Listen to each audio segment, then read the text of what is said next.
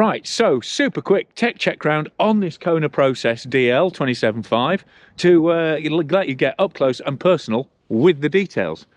So obviously, first thing, it's a 27.5, but they have tried to speed it up with a dissector on the back, so that's a 2.4 Maxxis tyre. You can see ramped tread, one of the faster of the all-round trail tyres from Maxxis. And then up front, you've got the Maxxis DHF 27.5 2.5. Both triple compound, both Max Terra, so top quality rubber on there. In terms of wheel pack, you've got a WTB KOM team with a 30mm internal diameter, and you've kind of got no-name hubs, but as you can see, quite clunky in terms of pickup.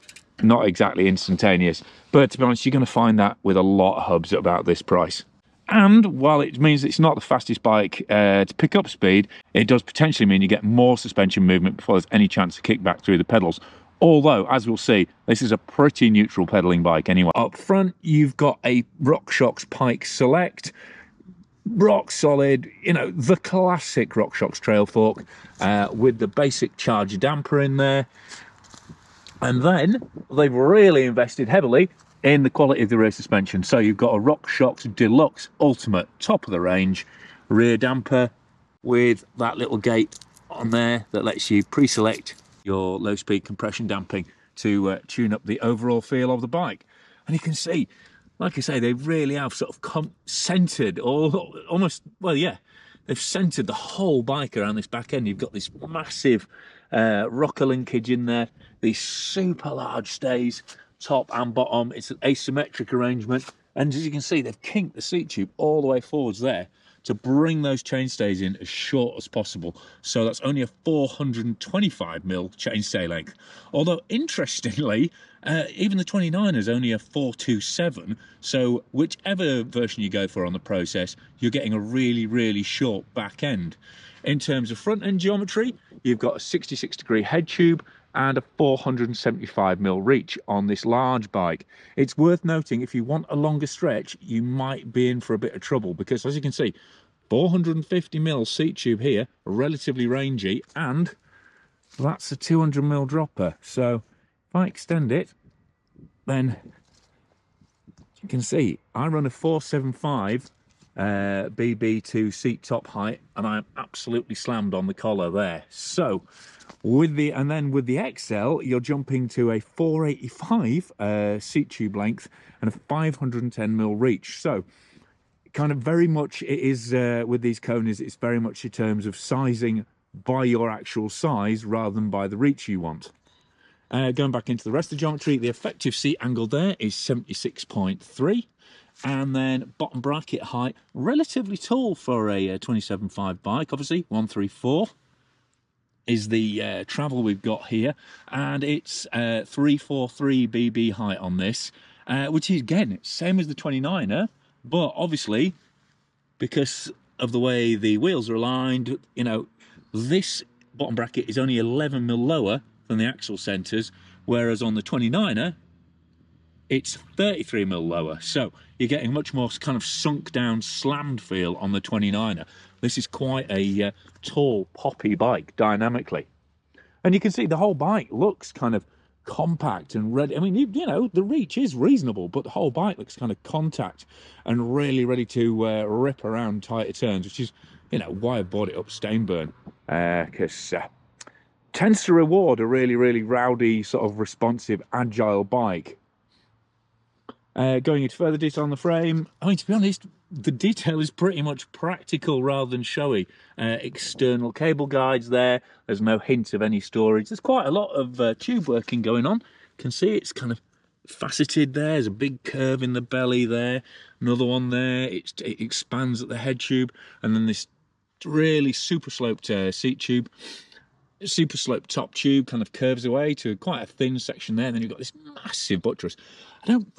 I'm never convinced by these huge sort of conning tower arrangements, especially when they cramp your sort of sizing and saddle height options, but there you go, that's what they've done. And then, as you can see, plenty of mudroom out the back there. You'll squeeze a 2.6 in there without any trouble. And then at the back, you can see the pivot is on the seat stay, not on the chain stay, so it's effectively a single pivot, but a really, really big, chunky pivot at that. So there's actually quite a lot of contrast between this super hench, oversized rear end and this relatively spindly, curvy front end. So you'll have to watch the live ride review to see how that actually pans out on the trail. But obviously, you know, no storage here besides this bottle cage. There aren't even any little clever bolts for a bolt-on bag, which we're seeing more and more of. So although it's heavily shaped, it's a pretty much stripped to basics frame set in terms of detailing. I'm flipping it around, you can see you got this rather higgledy-piggledy external cable routing, and those clips there share the bottle boss mounts, but there's they could really do with, if you are going to use them like that, I would suggest finding some longer bolts in there, because there's very, very little overlap in terms of thread once you get a cage in there. But on the plus side, you've got these massive bearings, like I said, for the main pivot, and then it's a trunnion mount on the shock, so it's bearings at the top rather than just a solid eyelet, so that helps sensitivity. But you have got a press fit bottom bracket, which I know not everybody welcomes as a sign of longevity. To be fair, they are a hell of a lot better than they used to be, but they're not the choice for easy maintenance, just because you have to knock them in and out rather than just threading them in. One plus with the bottom bracket is you've got ISCG tabs for a chain guide on there, so you've got potential to put a full roller on there. And in terms of kit, it's a, you know, it's a fairly anonymous looking saddle, but it's comfortable enough. You've got Kona zones 800mm bars. You've got a short, chunky forged stem. You've got SRAM G2 RS brakes with a 200mm rotor, so plenty of stopping power on the front. And then you've got, in terms of stop and go, you've got a mix of NX shifter, NX crank, and then a GX rear mech highlight. But as you can see, that's an old school style lock ring in there, which means it's an NX cassette on there, an SX cassette. So quite a heavyweight block on the back there, and complete bike weight without pedals for this large is just under 15 kilos. So it's mid-weight, it's mid-spec, it's got middling angles and middling suspension travel, but the key with Kona has always been how well they ride. So please make sure you watch my live ride review of this bike, which I'll link to at the end of this video. But for now, massive thanks to Kona for loaning me this bike for test. Thanks to Giro Cycling, PTs and Crud for sponsoring the channel. Thanks to my Patreon supporters for sponsoring me on a monthly basis. That makes a massive difference to how much time I can spend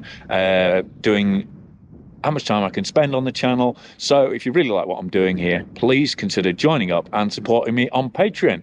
But click for notifications, click to subscribe, give this a thumbs up, tell your mates about the channel, and get busy in the comments if you've got any questions about this or other comparative bikes. I'm riding all sorts of bikes all of the time, and I'm always happy to try and answer your questions if you're thinking of buying one or upgrading one if you've got one already. So that'll do for the tech talk. Make sure you watch the live ride review. But for now, I've been Guy Kesteven. Make sure you watch the live ride review. Hopefully see you on the trails myself soon. But for now, I've been Guy Kesteven on Guy Kes TV, talking about the Kona Process 134 DL 275.